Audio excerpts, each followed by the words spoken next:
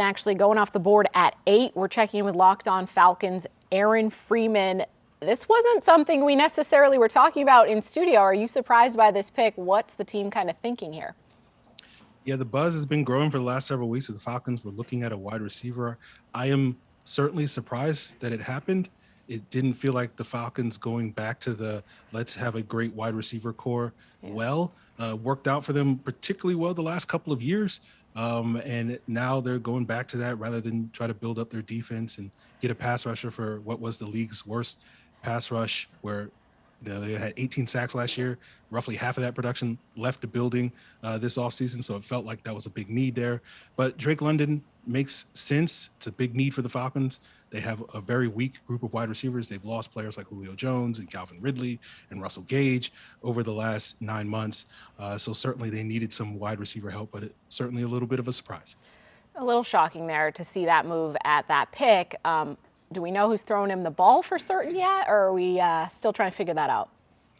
Yeah, it's going to be Marcus Mariota for the foreseeable future, but there's a decent chance the Falcons will, make a move for a quarterback. Maybe later tonight, trade back into the first round and get their guy, or maybe wait till tomorrow to get a quarterback of the future, or maybe wait till next year. So we don't have that answer quite yet.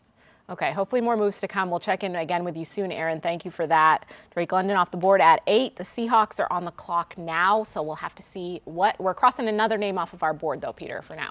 The offensive players suddenly flying off the board after we didn't get any here to start. Ike Ekwonu, he's now off the board. Evan Neal, he's now off the board. And now we get to go across. Drake London, receiver from USC, off the board. And guys, this looks like this could be a chance now where the receivers could start flying off the board, doesn't it? It certainly does. There's several that could be lined up right now that need wide receivers, right? Yeah, definitely. I mean, we talked about Jameson Williams, a guy who's going to fly off the board early on. Garrett Wilson, a lot of people have him as wide receiver 1 in this class. He's a guy that should be flying off the board pretty soon. I think the Drake London one, him going number 1 overall, was intriguing because I feel like everyone was so far apart on him. There were some people that really loved him, and there were some people that were like, did you even take this guy in the first round? I was one guy that really liked him, and a lot of people talk about his separation or inability to do so.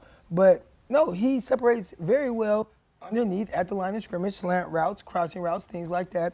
And when he is going downfield, maybe he's not a speed separator, but it doesn't matter because he uses that big 6'4" frame for the basketball background to go box guys out and go up and get it. And he is elite at attacking the ball at its highest point and coming down with it. So I like the pick for the Atlanta Falcons.